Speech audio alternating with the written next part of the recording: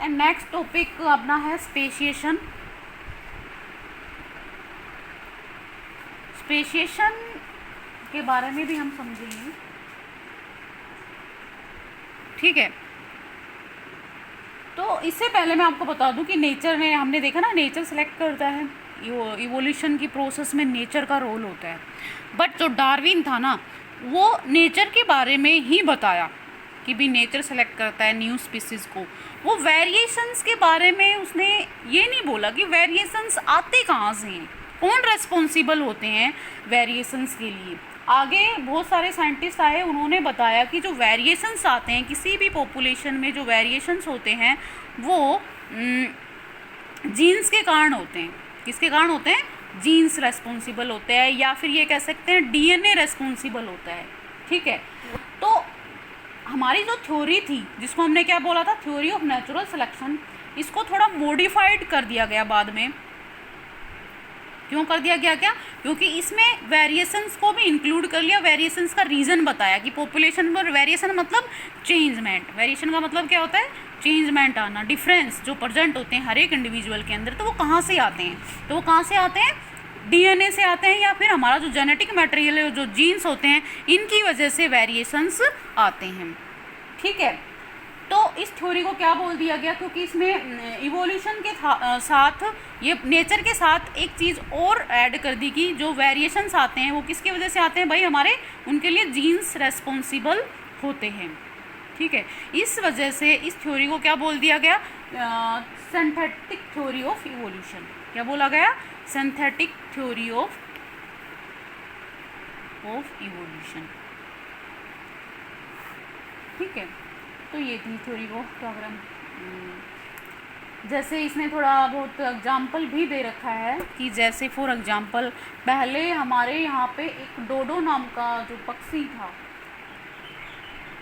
इसकी प्रजाति जो है बिल्कुल क्या हो चुकी है, जो फ्लाइटलेस था, ये उड़ नहीं सकता था, बहुत बड़ा था। अब ये प्रजाति जो है ना बिल्कुल लुप्त हो चुकी है। लुप्त इसलिए हो चुकी है क्योंकि इसके जो जीन्स थे इसमें तो वेरिएशंस आए ही नहीं। ये जो डोडो जो पक्षी था वो अपने आप को नेचर के अकॉर्डिंग ढाल ही नहीं पाया, तो नेचर ने इसको क्या करा? सेलेक्ट नहीं करा, ठीक है। और ये क्या हो गया? अल्टीमेटली नेचर की वजह से इसने क्या कर दिया? इसको नेचर ने इसे क्या कर दिया? एलिमिनेट कर दिया, जिसकी वजह से इसके जो जीन्स थे ना वो भी पॉपुलेशन से क्या हो गए? एलिमिनेट हो गए, मतलब परमानेंटली क्या हो गए? लॉस हो गए, जिसकी वजह से इसकी जो प्रजाति है वो क्या होगी? परमानेंटली एक्सटिंक्ट हो गई। एक्सटिंक्ट मतलब लुप्त हो गई है, ठीक है।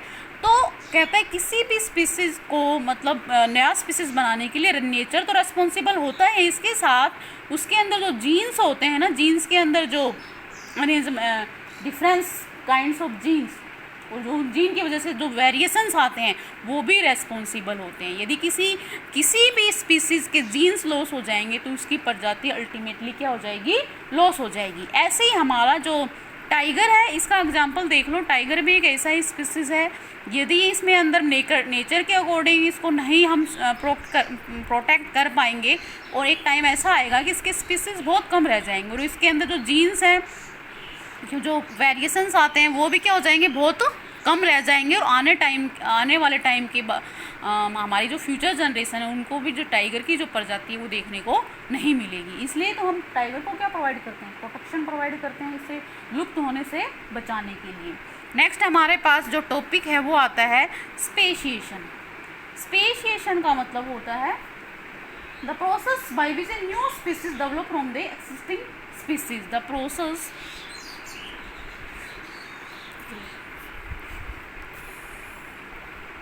The process by which a new species develop from the existing species। इसका मतलब ये होता है कि एक पुराने स्पीसीज से, जो पहले ऑलरेडी प्रेजेंट होता है, उससे एक नया स्पीसीज, पुराने से एक नया स्पीसीज बनाना, उसे हम क्या बोलते हैं? स्पेशिएशन बोलते हैं, ठीक है। स्पीसीज की डेफिनेशन एक और हो जाती है हमारे पास स्पीसीज की। What is species?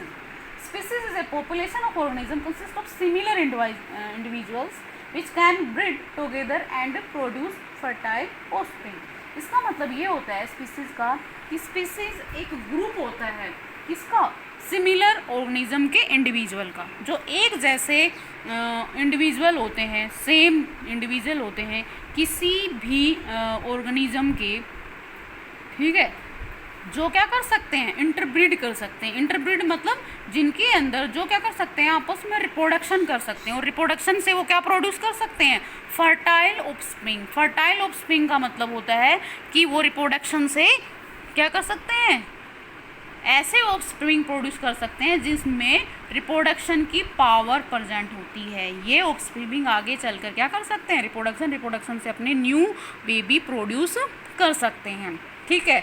एक होता है सर्टाइल। सर्टाइल का मतलब ऐसे होते हैं, ऐसे ऑर्गेनिज्म जो बच्चे प्रोड्यूस या बेबी प्रोड्यूस नहीं कर सकते हैं, उनको हम क्या बोलते हैं, सर्टाइल। बट स्पीसीज ऐसे ग्रुप ऑफ इंडिविजुअल, किसी भी ऑर्गेनिज्म के जो इंडिविजुअल होते हैं, जो कि कैसे होते हैं, सेम होते हैं, सिमिलर होते हैं, ठीक है, एक जैसे होंगे, और जिनके अंदर क्या प्रेजेंट होती है, पावर ऑफ रिप्रोडक्शन, ठीक है, और जो क्या प्रोड्यूस कर सकते हैं रिप्रोडक्शन से, फर्टाइल ऑफस्प्रिंग। फर्टाइल ऑफस्प्रिंग का मतलब होता है कि वो अपने बच्चे प्रोड्यूस कर सकते हैं, और वो बच्चे भी कैसे होंगे, जिनके अंदर रिप्रोडक्शन की पावर प्रेजेंट होगी। तो इसे हम क्या बोलते हैं, speciation.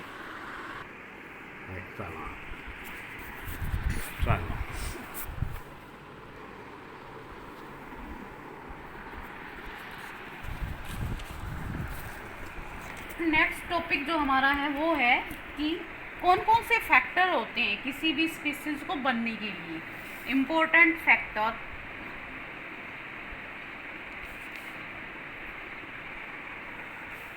which are responsible for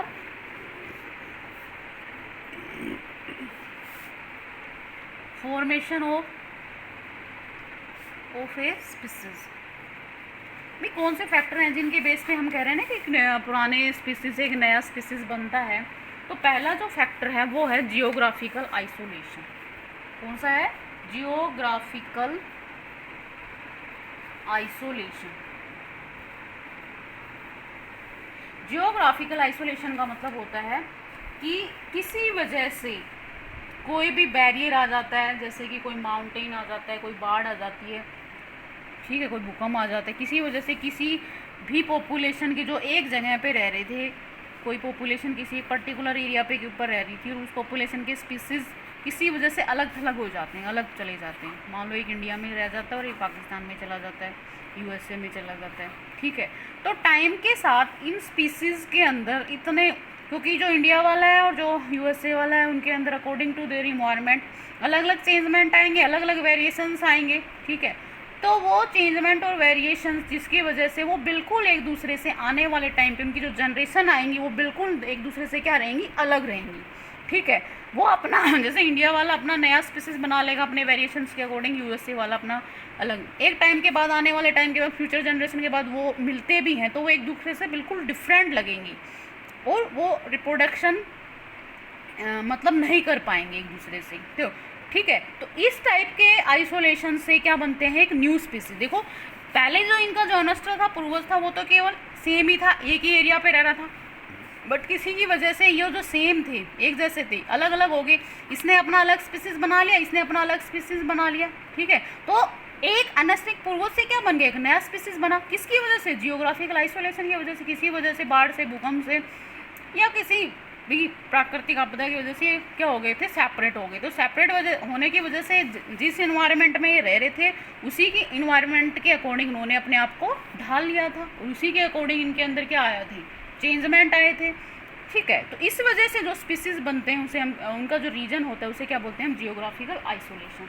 second reason ये भी हो सकता है इसमें आइसोलेशन में कि genetic drift cause by, genetic drift का मतलब होता है किसी भी जीन की फ्रीक्वेंसी में चेंज आ जाना, पर्टिकुलर जीन्स बाई चांस किसी भी जीन की फ्रीक्वेंसी में एकदम से चेंज आ जाता है, जीन की फ्रीक्वेंसी में चेंज आ जाएगा तब भी क्या बन जाता है, एक नया स्पीसीज बन जाता है, ठीक है। सेकंड, तो थर्ड जो पॉइंट है वेरिएशंस, जो वेरिएशंस, नेचर के कारण भी वेरिएशंस आते हैं। हमारा जो नेचर है वो भी एक जैसा तो नहीं रहता, हर टाइम वो क्या होता रहता है, चेंज होता है, एवरी टाइम चेंजमेंट नेचर के अंदर आता रहता है, ठीक है।